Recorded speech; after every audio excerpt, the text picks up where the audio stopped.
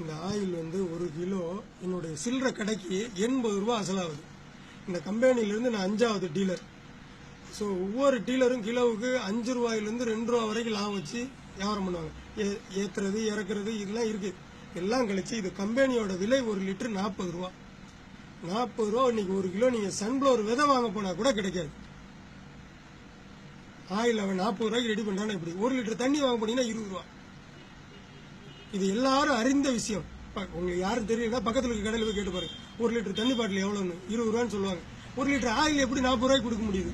ஏன் நம்ம இப்படி இவ்வளவு ஏமாலியா இருக்கோம்? நமக்கு நல்ல பொருளா லூஸ்ல கடல் எண்ணெய்னு நல்லெண்ணெய் தேங்காய் எண்ணெய்னு அழகா செக்கில் ஆட்டி நமக்கு நல்ல குவாலிட்டியா கொடுத்துட்டு இருக்கவங்கலாம் இந்த விளம்பரம் பண்ணி அந்த நம்ம விளம்பரத்துக்கு பின்னால போய் அவங்க எல்லாம் தொழிலை மூடிட்டு போயிட்டாங்க. இன்னைக்கு இந்த விளம்பரத்துக்கு பின்னால போய் நம்ம கேவலமான ஆயில் எல்லாம் சாப்பிட்டுட்டு இருக்கோம். இதெல்லாம் ஆயிலே கிடையாது. ஏன்னா இதெல்லாம் நம்ம உடம்புக்குள்ள பாய்சன்.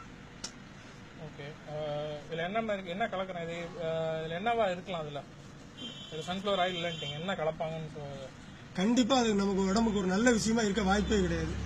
ஆனா எனக்கு என்ன கலக்குறாங்கன்னு கரெக்டா தெரியல. கண்டிப்பா நமக்கு என்ன என்ன சொல்றேன், தண்ணி ரேட்டுக்கு வந்துட்டு அப்ப என்ன கேட்பாங்க, என்ன இதுக்கு மாற்றம் என்ன யூஸ் பண்ணலாம்? கண்டிப்பா தேடி அலைஞ்சு நம்மளுடைய முன்னோர் தொழில் பண்ணாங்களே செக்கு, இப்ப சென்னையில இல்ல வேற கோயம்புத்தூர்ல எல்லாம் இருக்குன்றாங்க. அவங்களெல்லாம் தேடி நம்ம பொருளை வாங்கி கொடுத்து அங்கேயே நம்ம ஆட்டி வாங்கணும். இல்ல அவங்க கிட்ட எல்லாம் போய் ஆயில வாங்கி நம்ம அவங்கள வளர வச்சா மட்டும்தான் நம்ம நல்ல உணவும் நல்ல ஆயில் வாங்க முடியும். இல்லைன்னா வாய்ப்பே கிடையாது. நம்ம இந்த விளம்பரத்துக்கு பின்னால போறது அத்தனையுமே அழிவுதான். அப்ப இது விஷம்ன்றீங்களா? கண்டிப்பா. சரி, ஆயிலும் விஷம், பாலும் மாதிரி ஆயிலும் விஷம். கண்டிப்பா. சரி.